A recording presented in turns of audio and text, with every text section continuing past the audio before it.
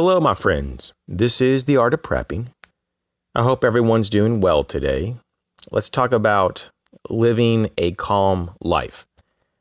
In the world we live in right now, it's full of madness and chaos and basically a lot of stress and anxiety. And I think everyone can use more calm. So let's talk about this. I have a list here, and I just want to run through the list and maybe comment on a few of them. And maybe this will kind of help you get thinking about ways to become more calm in your life. First off, you'd want to limit your chaos and fear in your life.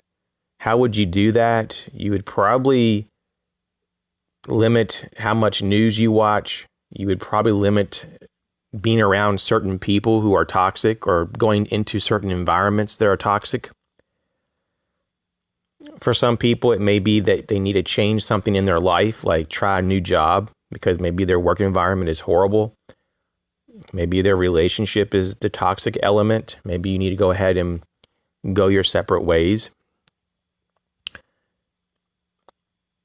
Or maybe it's the opposite. Maybe you are in the right relationship and you just need to spend more time and effort in the relationship to maintain it. Maybe that's where your imbalance lies.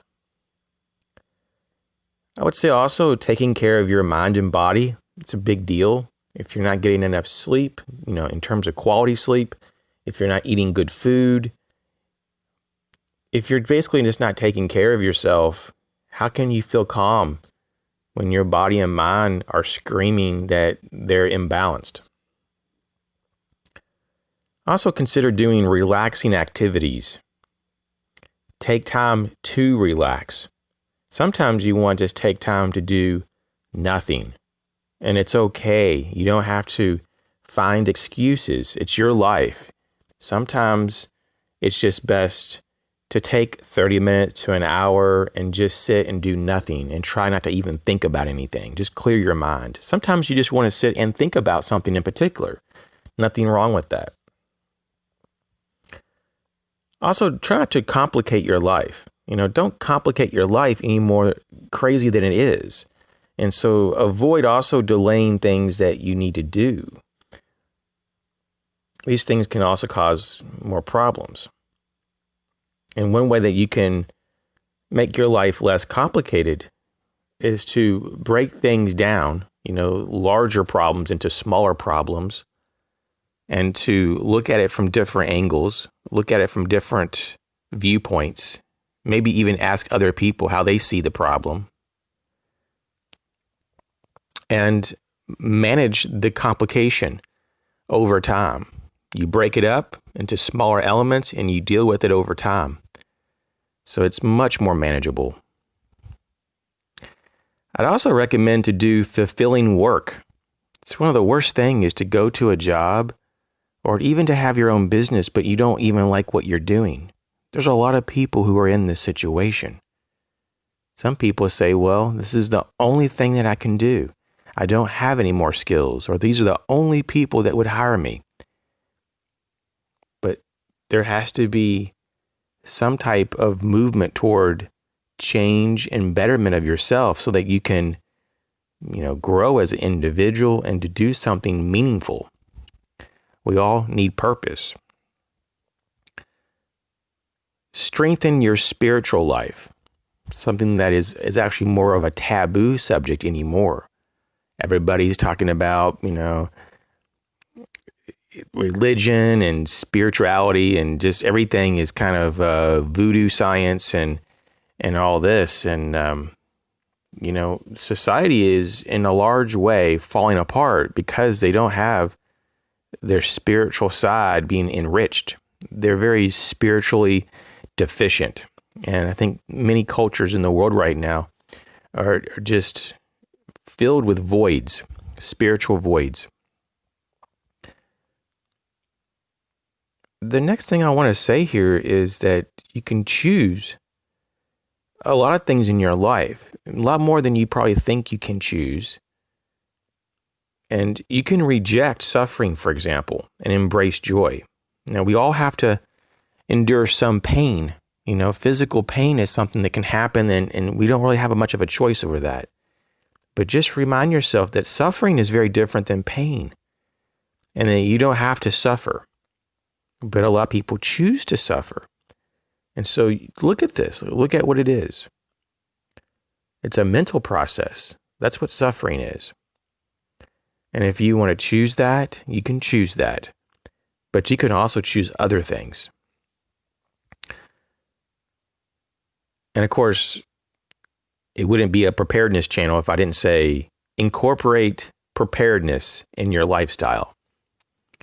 And so why do I say this all the time? It's because when you have levels of redundancy, when you're prepared for life, even in small ways, life's a lot better.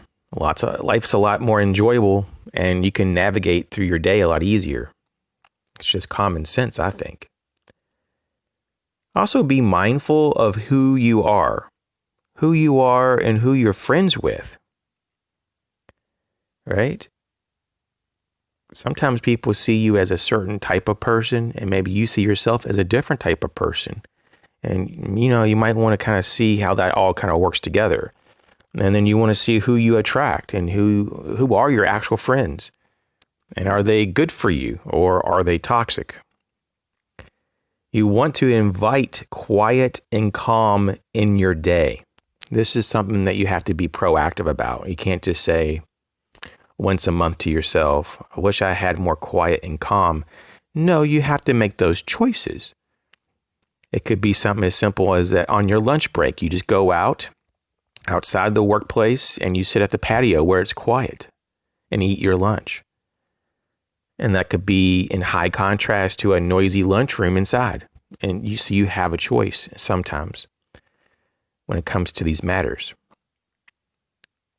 I would also say is to have priorities. Don't just let everything control you. Only allow certain things to demand your attention. And to know what is most important to you, that goes hand in hand with knowing your priorities. But when you know what's most important to you, you have a life focus. A life focus is so important because that also helps to build purpose.